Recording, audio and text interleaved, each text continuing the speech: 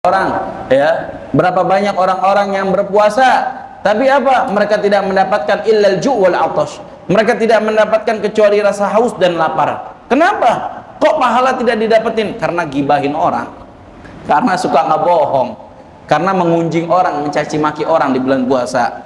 Ya, karena apa? Karena tidak menahan daripada hawa nafsunya, matanya tidak dipandang daripada pandangan-pandangan maksiat dan ila akhirih. Oleh karena itu, karena melakukan hal tersebut di bulan puasa, ketika lagi puasa, maka apa?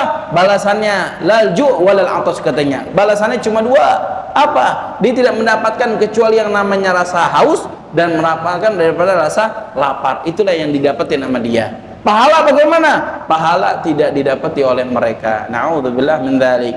Maka orang setelah bulan suci Ramadan dilihat mereka menang. Bulan Syawal ini mereka adalah orang-orang yang menang. Menang siapa? Menang ketika mereka menahan haus, menahan hawa nafsunya.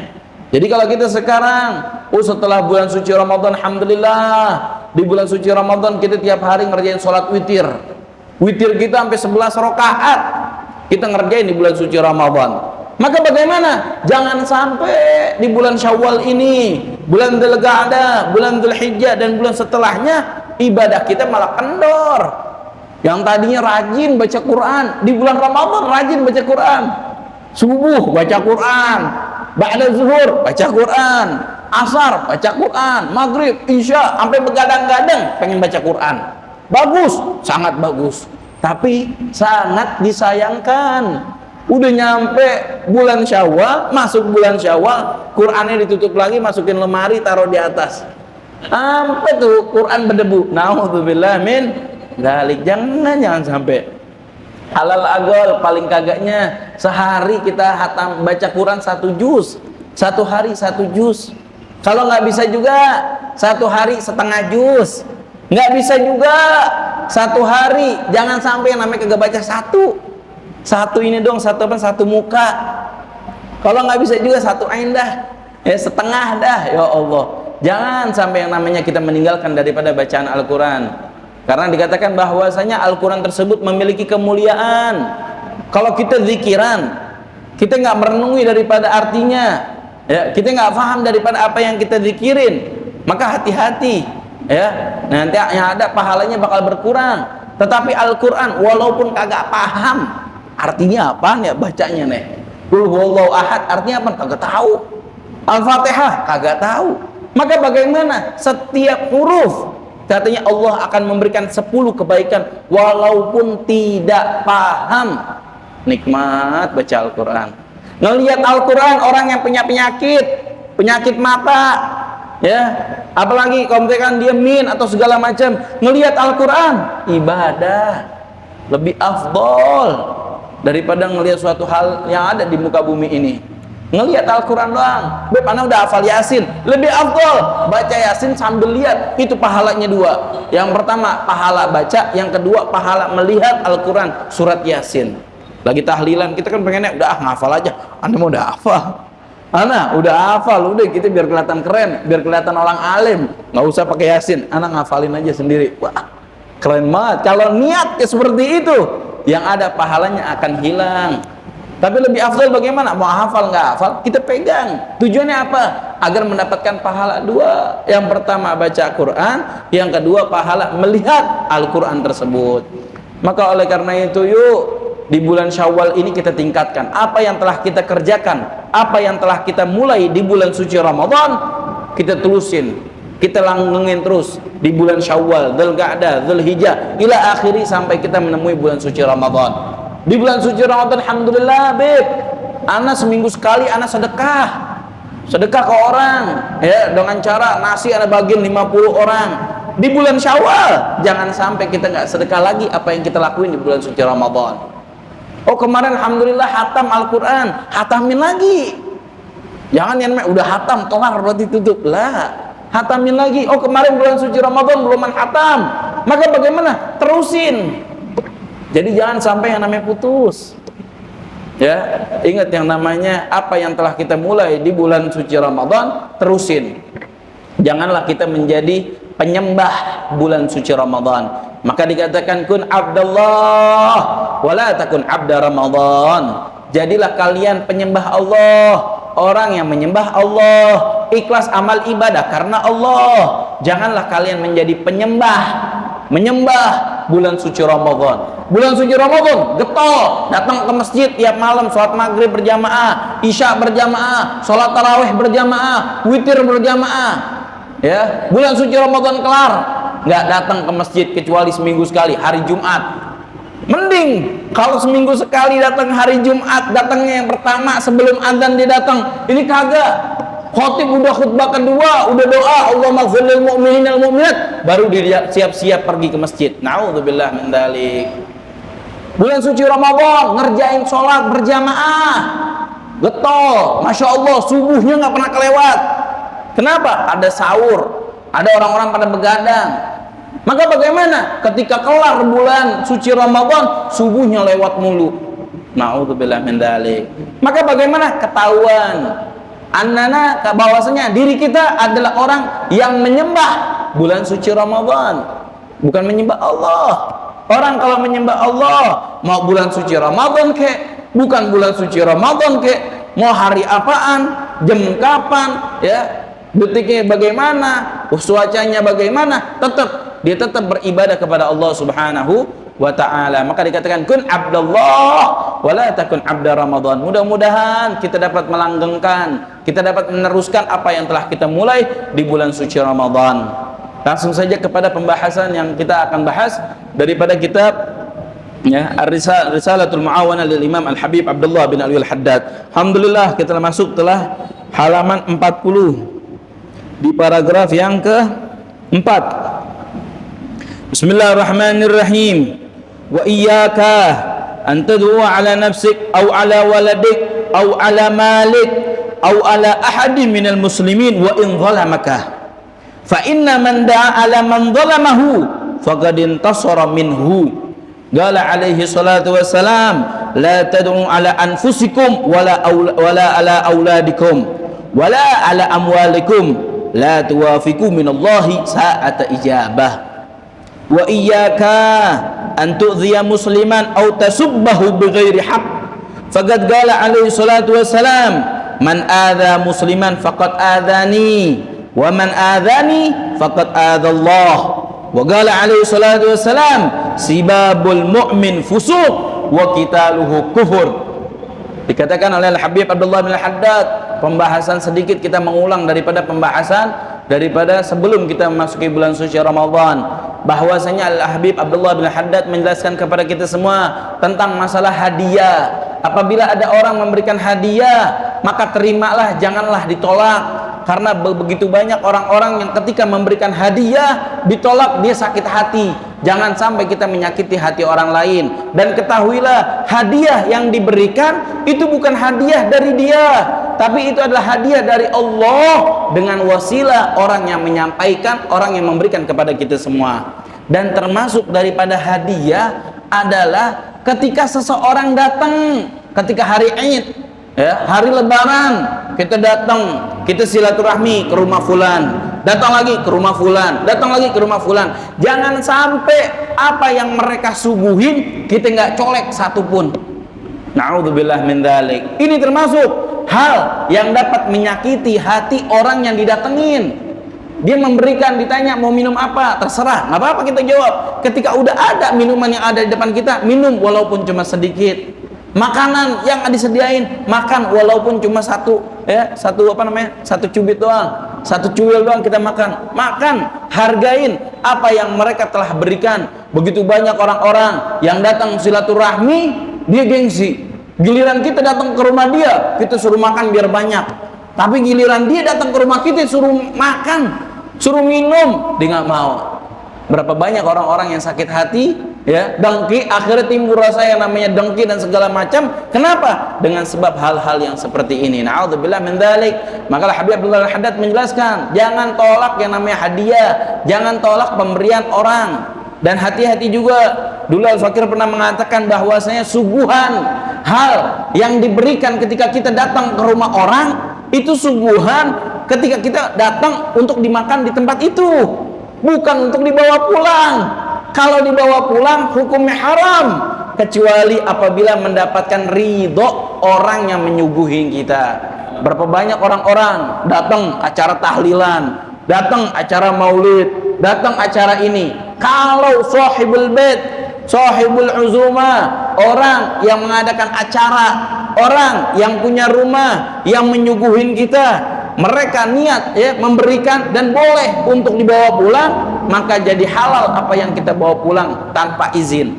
Tapi kalau misalkan dia nggak ridho, maka bagaimana? Maka menjadi haram. Kenapa? Karena hal yang disuguhkan namanya adalah dhiyafah.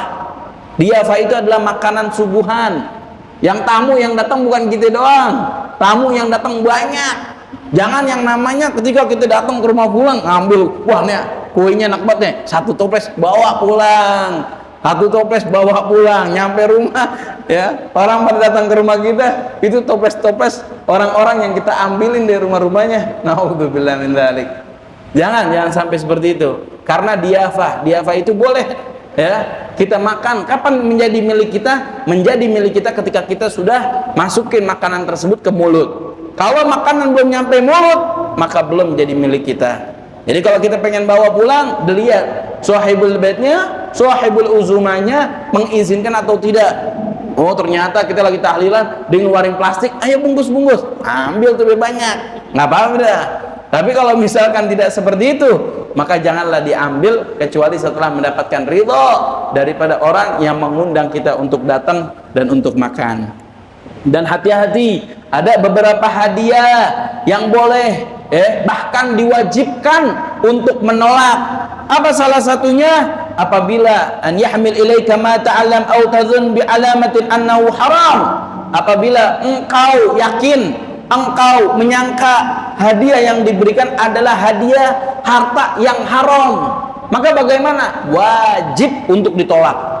Lah orang kita lihat dia tadi masuk ke warung orang, dicolong tuh makanan-makanan, habis itu datang ke kita, duduk nongkrong bawa makanan yang tadi dicolong, maka bagaimana? Jangan yang namanya kita terima, hukumnya haram kita terima. Contohnya bagaimana? Yang kemarin masalah zakatul fitr. Zakat fitr diberikan kepada orang miskin, orang fakir.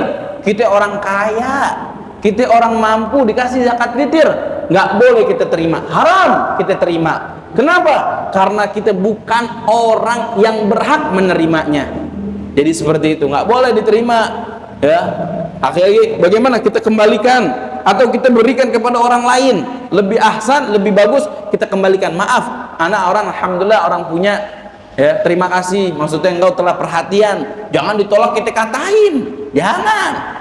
Ente enak aja ngasih anak orang kaya ente kasih, jangan ya. Kita berikan kepada dia nasihat, makasih banyak ente udah perhatian dengan anak, tapi anak bukan lastu min ahli dzalik, aku bukan orang yang berhak untuk menerimanya.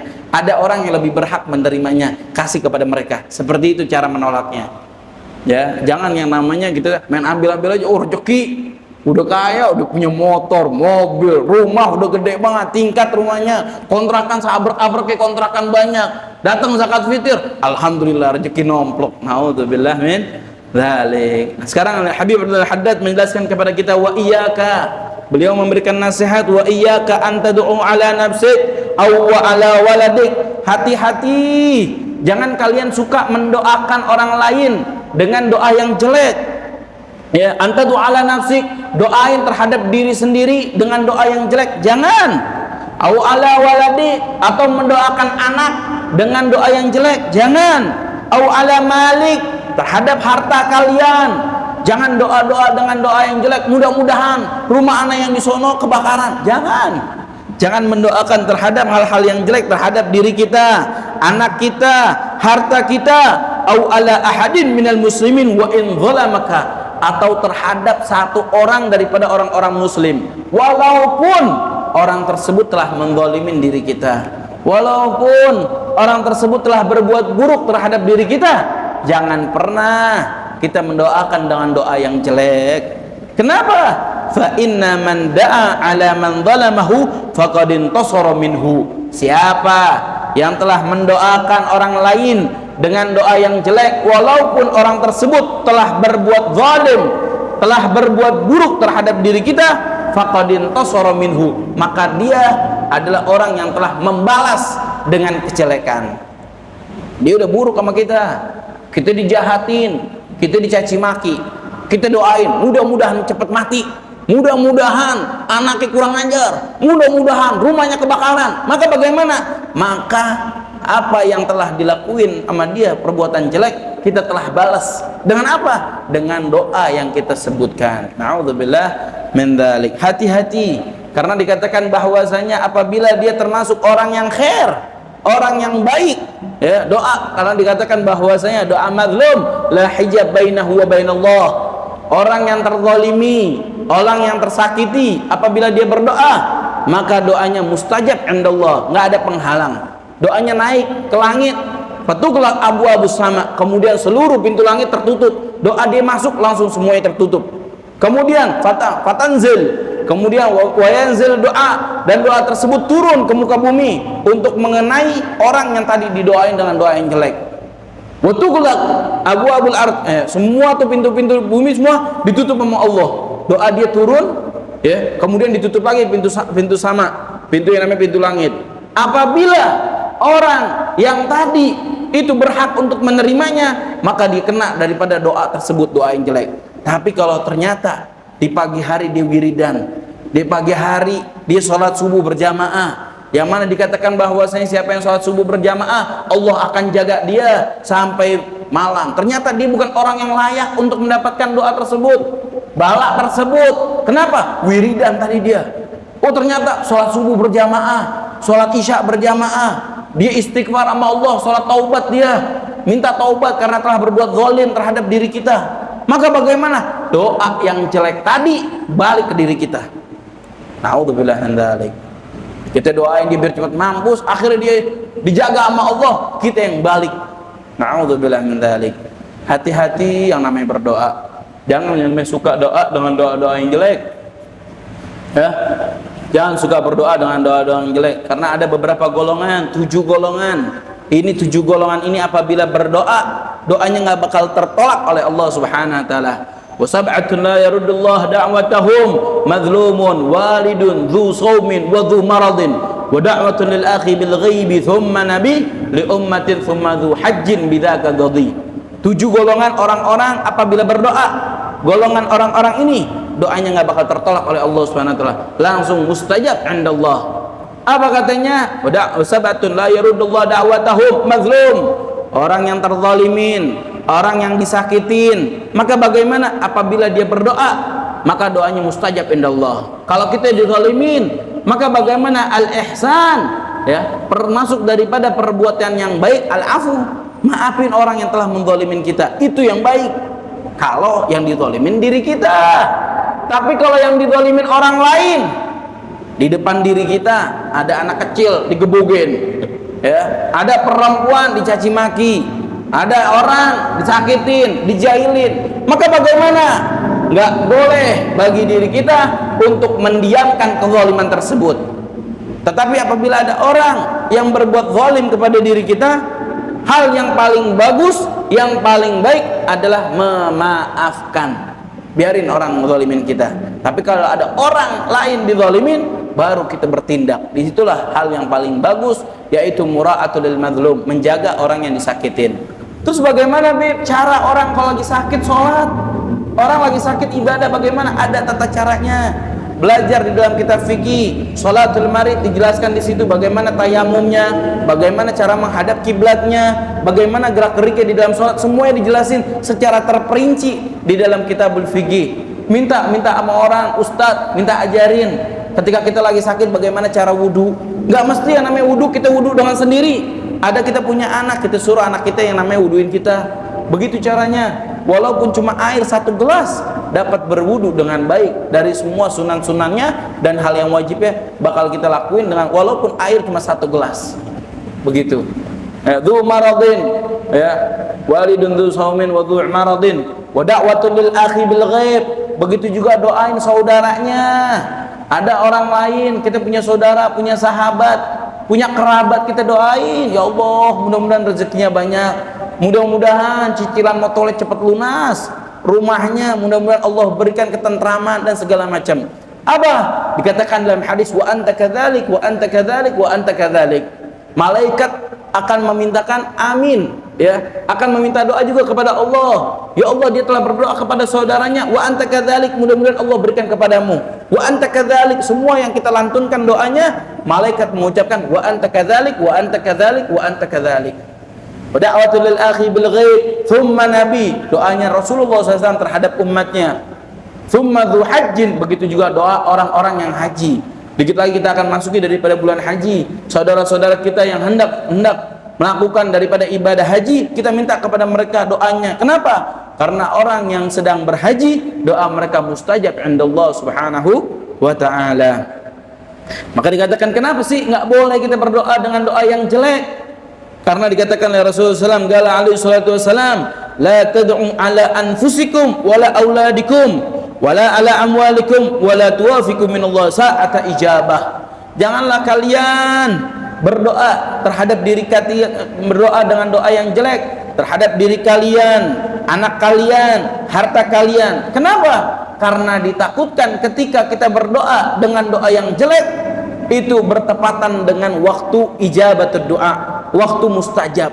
Kalau waktunya mustajab, bertepatan dengan waktu mustajab, maka doa tersebut akan langsung didapetin oleh orang yang kita doain dengan doa yang jelek. Na'udzubillah, tsumma na'udzubillah min dzalik. Maka dahulu ada satu sahabat yang bernama Abu Dhamdham. Rasulullah SAW mengatakan kepada para sahabat, ala tuhibbu an takunu ka Abi Dhamdham. Hei para sahabatku, apakah kalian tidak mau, nggak suka yang namanya sebagaimana kalian, sebagaimana Abu Dhamdham? Kemudian para sahabat berkata, ya Rasulullah, Abu Dhamdham siapa ya Rasulullah? Gala Rasulullah SAW, Abu Dhamdham adalah orang idza asbaha gala Allahumma tasaddaqtu irdi man dhalamani, atau kama gala Rasulullah SAW. Rasulullah berkata kepada para sahabat, wahai para sahabatku, kalian pengen nggak jadi Abu Dhamdham? Kalian pengen nggak? Suka nggak kalian sebagaimana Abu Dhamdham? Para sahabat bertanya, ya Rasulullah, siapa Abu Dhamdham ya Rasulullah?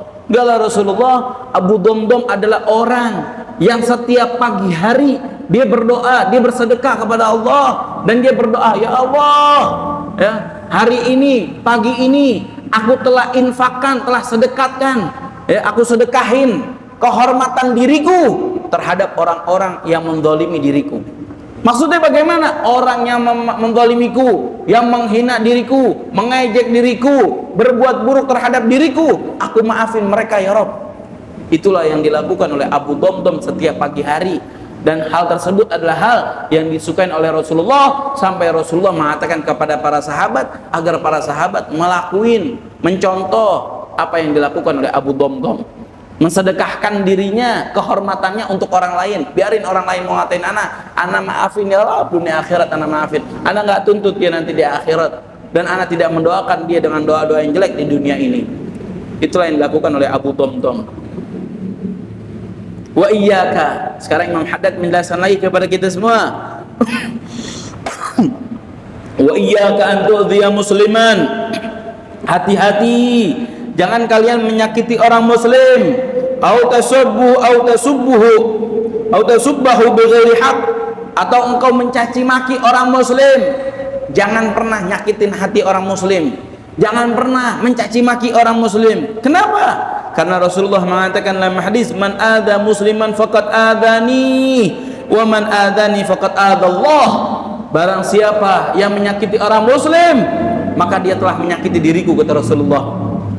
Dan barang siapa yang menyakiti diriku, maka sungguh ia telah menyakiti Allah Subhanahu wa taala. Na'udzubillah, tsumma na'udzubillah min dzalik. Maka bagaimana tanggapan kita terhadap orang-orang yang mencaci maki ahlul bait Nabi Muhammad SAW, orang-orang mencaci maki ulama, para habaib, yang mereka dikatakan habaib bukan keturunan Rasulullah, habaib bukan keturunan zuriyah daripada Sayyidina Al-Faqih Muqaddam, bukan keturunan daripada Sayyidina Al-Muhajir. Mereka telah berbohong. Kita menyakiti hati orang muslim sama menyakiti hati Rasulullah. Menyakiti hati Rasulullah sama menyakiti hati Allah. Ini yang kita sakitin, bukan orang muslim doang, termasuk daripada orang soleh. Al-Habib Ali bin Muhammad Al-Habsyi, beliau ketika di masa kecilnya menjaga dirinya untuk tidak bermaksiat kepada Allah, sampai dikatakan bahwasanya ra'a Nabi Muhammad SAW yaqadhatan, beliau melihat Rasulullah dalam keadaan terjaga, bukan dalam keadaan tidur, bukan mimpi ketemu Rasulullah. Termasuk daripada orang soleh, beliau mengaku Al-Habsyi, beliau mengaku dzurriyyah Rasulullah. Akhirnya kita mengatakan beliau bukan keturunan Rasulullah. Apa yang kita lakuin sekarang? Maka dikatakan sungguh terlaknat, sungguh berdosa orang-orang yang mengatakan ya bahwasanya mereka bukan keturunan Rasulullah SAW. Kenapa? Karena dikatakan bahwasanya barang siapa ya yang mencaci maki orang muslim aja, menyakiti orang muslim aja telah menyakiti hati Rasulullah. Yang menyakiti hati Rasulullah telah menyakiti Allah Subhanahu wa taala. Lah ini orang soleh, bukan orang muslim dong, orang soleh dan orang yang masya Allah, amal ibadahnya masya Allah, mengarang daripada kitab maulid. Kita katain bukan keturunan Rasulullah, ngaku-ngaku Rasulullah, ngaku-ngaku cucu Rasulullah. Rasulullah mengatakan dalam hadis, "Manidda'a ila ghairi abi falyatabawa maq'adahu minan nar." Siapa yang ngaku-ngaku anak daripada fulan tapi bukan bapaknya, anak keturunan fulan tapi bukan keturunannya, falyatabawa maq'adahu minan nar, siap-siap tempatnya udah disiapin di api neraka. Kalau kita sekarang mengatakan, oh berarti bukan habaib ini bukan daripada keturunan Rasulullah, berarti Ali bin Muhammad Al-Habsyi telah masuk neraka. Na'udzubillah min dzalik. Ngaku-ngaku keturunan Rasulullah. Na'udzubillah min dzalik. Salah. Habis itu udah kelar mencaci maki habaib, bilang mengatakan bahwasanya bukan keturunan Rasulullah. Maulidnya dibaca.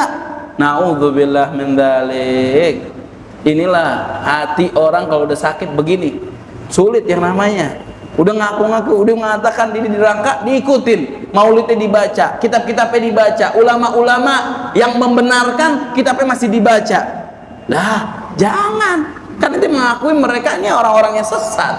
Mereka yang tidak berada di dalam neraka, yang Rasulullah mengatakan falyatabawa maq'adahu minan nar. Ngapain masih diikutin?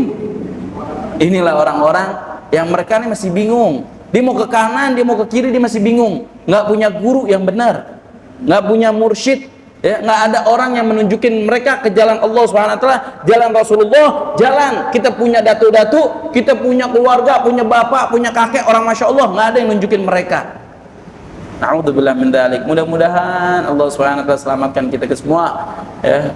Allahumma hadina bi hudak waj'alna min syarri fi ridak wa la tu'alina li siwak wa la taj'alna mimman khalafa amraka wa 'asa wa hasbunallahu wa ni'mal wakeel. Wa la hawla lana min sallallahu alaihi wasallam Muhammadin nabiyil sallallahu alaihi wasallam. Alhamdulillahi rabbil alamin.